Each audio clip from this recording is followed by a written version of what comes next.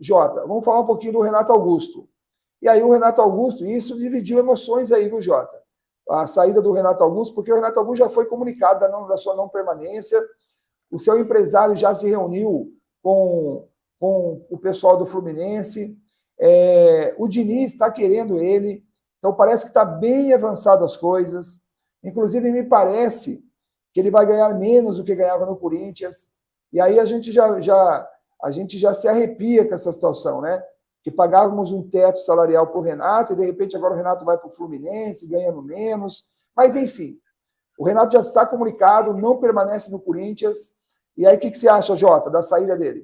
Eu achei estranho, porque ele não quis ficar no Corinthians por produção, né? E agora aceita o salário menor, queria ganhar a mesma coisa. Então, eu acho que essa coisa de ir para o Fluminense, como ele é carioca, né? O Renato Augusto é carioca, todo mundo sabe. Eu acho que já estava acertado, viu, Alessandro? Não ia ficar no Corinthians, não. Ele ia terminar lá no Rio. Um cara que ama o Corinthians, jogou muito pelo Corinthians. Eu também gostava muito do futebol dele, mas ultimamente não estava rendendo o futebol dele. E a gente ficava naquela dependência de Renato Augusto. Um time não pode ficar na dependência de um jogador só, né? Nós temos que ter um plantel onde um substitua o outro à altura, né? Então, uma estátua para o Renato Augusto e muito obrigado também. É isso, Jota. O Renato é um grande ídolo, né? Isso não apaga. É um jogador muito técnico, um jogador que em 2015 levou o caneco para nós, ajudou demais o time naquela época, teve boas passagens pelo Corinthians, só que também deu, né? Eu acredito que também foi um acerto essa não renovação dele.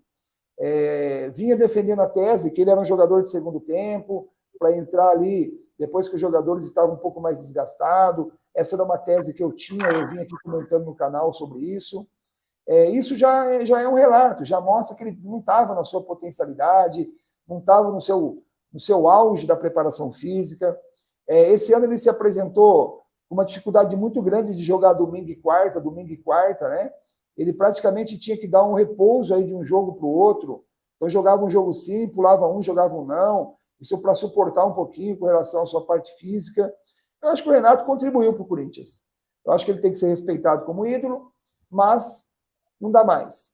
E aí eu digo assim, ó, indo para o Fluminense, e dentro do estilo do jogo do Diniz, que gosta de jogar com posse de bola, o Renato vai acabar se encontrando lá.